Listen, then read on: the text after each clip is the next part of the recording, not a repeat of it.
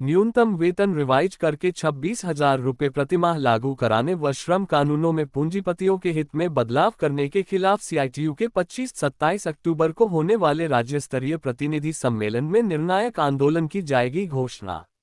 आज जाट धर्मशाला में आयोजित सीआईटीयू के जिला सम्मेलन के उद्घाटन भाषण में बोलते हुए उक्त घोषणा की। जिला सचिव रमेश चंद द्वारा प्रस्तुत जिला कमेटी की सांगठनिक रिपोर्ट को सर्वसम्मति से पारित करते हुए अगले 3 वर्षों के लिए नई जिला कमेटी का चुनाव किया गया। सर्वसम्मति से हुए चुनाव में 15 सदस्यीय कमेटी का गठन कर रामरती चौहान को जिला प्रधान तथा उर्मिला रावत को जिला सचिव व रमेश चंद को वित्त सचिव तथा सोनप्ती को उपप्रधान और सतपाल को सहसचिव चुना गया। सम्मेलन में जगप्ती डागर, बबली सैनी, कृष्णा, गीता, उषा, राजू, सीमा, सविता, ताराचंद व भागीरथ को जिला कमेटी का सदस्य चुना गया।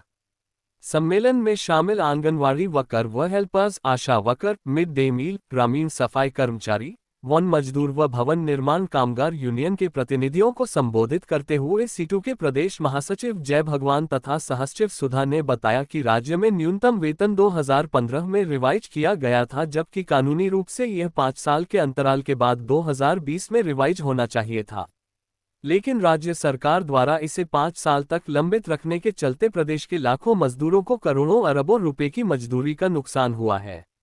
उन्होंने कहा कि 2015 में राज्य का न्यूनतम वेतन दिल्ली सहित सभी पड़ोसी राज्यों से ज्यादा था, लेकिन इस अवधि में दिल्ली का न्यूनतम वेतन 17,000 रुपये से ज्यादा हो गया और हरियाणा में मजदूरों को केवल 11,001 रुपये मिल रहा है।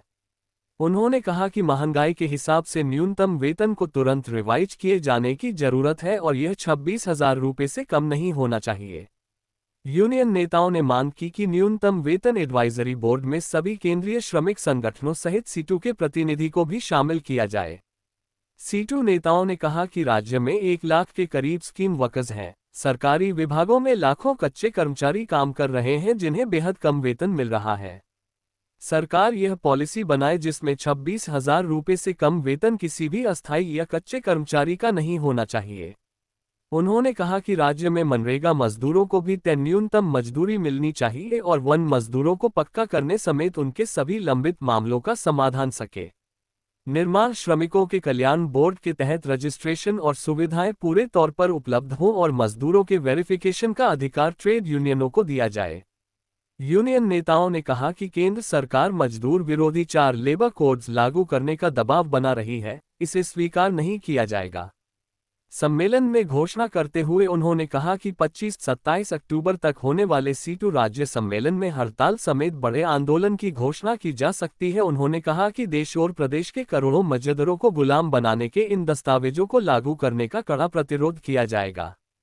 जिला सम्मेलन में सर्व कर्मचारी संघ के जिला सचिव योगेश शर्मा, किसान सभा के जिला प्रधान धर्मचंद, सचिव दरियाब सिंह, रिटायर्ड कर्मचारी संघ के जिला सचिव हरिचंद वर्मा ने अपना शुभकामना संदेश देते हुए कहा कि केंद्र व राज्य सरकार किसान, मजदूर और कर्मचारी विरोधी नीतियों को आगे बढ़ाते हुए पूंजीपतियों के हितों को ध्यान में रखकर काम कर रही है।